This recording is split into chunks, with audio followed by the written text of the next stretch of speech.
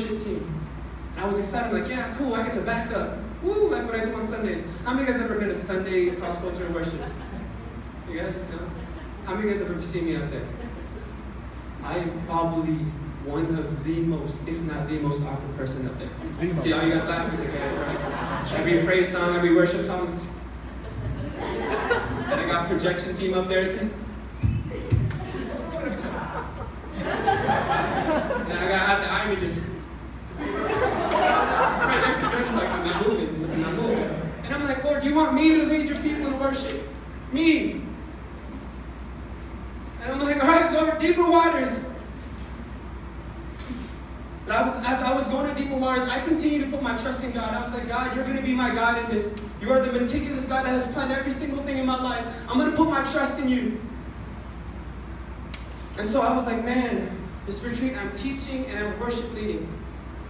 So you know what I did? I tried to control the things in my life. I was like, let's see, I'm gonna make all the worship team practices. I'm gonna get my teaching done by this week, and I'm gonna send it out to projection the week before, so they don't have to make any changes. I'm sorry, Uncle Gerald, because that didn't happen. I'm sorry to the worship team because I tried to get the keys right, but even till yesterday we were changing keys because I didn't know what key to sing it in. And they had grace for me. But you see, God had other things in mind. I tried to put control of certain things, and God was like, I have plans for you. I just want you to trust me in this. And as retreat came closer, I got a promotion at work that I've been praying about. I got promoted. Praise God. And a lot of you know that I work a lot. My job requires me as a manager, I work at least 48 hours a week. And taking this promotion, I had to commit this last month to 6-day work weeks to 60 hours a week. 2 weeks ago when the store opened, I hit 72 in 1 week. 72 hours. And I was supposed to prep for retreat. I was supposed to have my teaching done. And I'm like, Lord, I'm going to put my faith in you. Knowing that you planned every detail of my life. Knowing that you're going to pull me to deeper waters. But you know what? God was continuing to remind me that this is where I want you to be. This is where I am, in deeper waters. Where it's not about you anymore. That when people see me, see what I'm going through, and see that I'm passing through, that they don't see me, they see God in my life. And this is the invitation that God has put out today. To join Him in the deep end. Where it's over our heads. And it's going to be scary, but we're going to experience being in the power of Him. Amen? Turn to your neighbor and say, river of deeper waters. Now turn to your second option and say it again. Right? Point three, let's move on. Point three is that we have to realize this is a river of grace. River of grace, you guys. You see, we go back into the text again. We realize that the water came from the house of God. It came from a temple. And the water came from this altar that was in the temple. And water was just flowing from it. Meaning that Ezekiel didn't have to do anything. He didn't do anything to deserve this water coming out of this altar. You see, but a lot of us today don't want to jump in this river. Why? Because we feel like we have to deserve it. You know, Greed likes to touch up on this subject with this 3G about grace, about how we try to earn it. It's a merit system. But you guys, grace is free. It's something we can't earn. Just stop. Whatever you're doing. Do you know what the number one enemy of grace is? It's self. It's self. Because you guys, if you can earn it, it is not grace. If you can sustain it, it is not grace.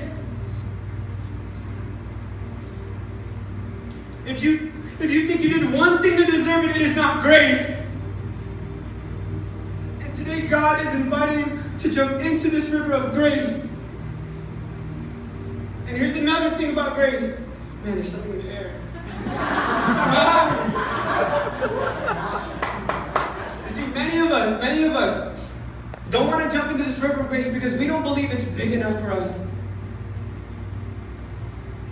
Have you ever jumped into a swimming pool? Who loves pool party? Who loves going swimming? Have you ever jumped into a swimming pool that you've never known, like that you haven't been in, and you're like, hey, how deep is that water? Is it gonna catch me? Is it 8 feet, 7, 9, 10 feet, right? Would you ask? Is it gonna catch me? But the beauty in this river is that we don't have to question it. This river of grace is deep enough, no matter where you are in your life.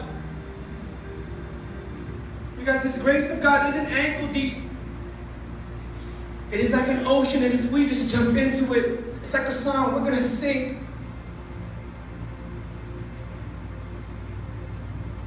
Many of you guys are like, well, I don't think grace, there's not enough grace. You guys, there is nothing our Christ can't handle from you. Your past, your sins, your failures, your problems, there's nothing He can't handle. And this morning He's inviting you to jump in wherever you're at in life.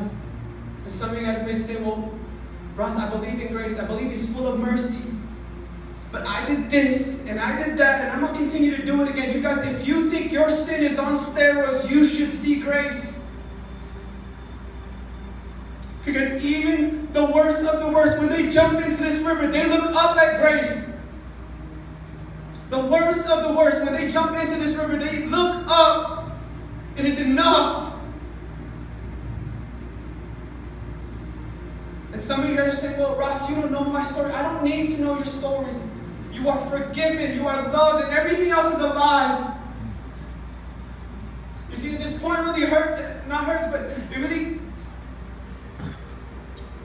really gets me, because the only reason why I'm here right now is because of grace. I'm not supposed to be up here.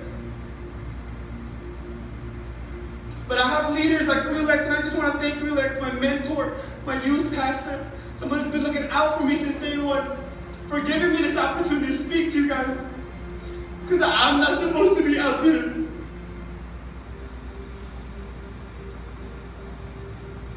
I backslid for 3 years. I grew up in church, I backslid for 3 years. I did all that bad stuff. And it's funny how we're at retreat, because I don't want to burn out my brother, but me and my brother used to use retreat as an excuse to go to Vegas. We used to lie to our parents saying, hey, we're going to be at church retreat, but we actually spent a weekend in Vegas. And Lord, you want me to teach at retreat.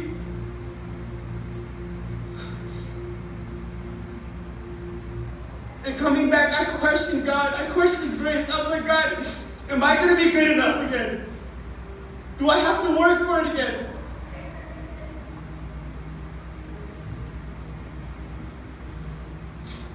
And God continued to remind me, son, it's deep enough, just jump. And right now I'm sinking in grace, speaking in front of you guys.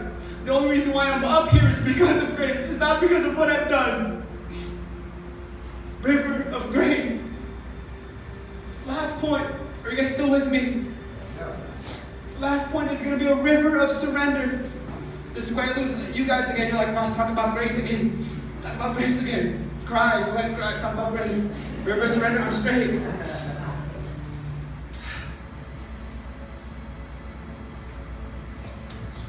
If I can put verse 5 up. You see, if you look back at verse 5, realize that this trickle of water had become a river. It's a river now.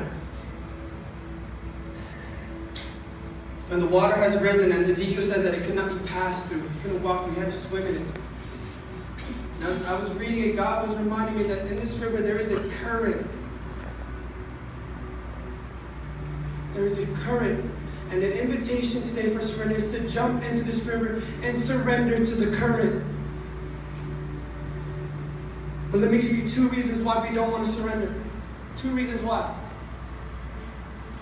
Number 1 is because we don't want to give up control, like I said earlier. We're like, Lord, I don't want tough turns in my journey. I don't want to go through trials. I don't want to go through problems. My thing is, if I jump into this river of Christ and I don't have to surrender to this current and I'm just standing still, God's not going to take me left. God's going to take me right. I'm just going to go straight where I want to go. He's not going to take me through any problems.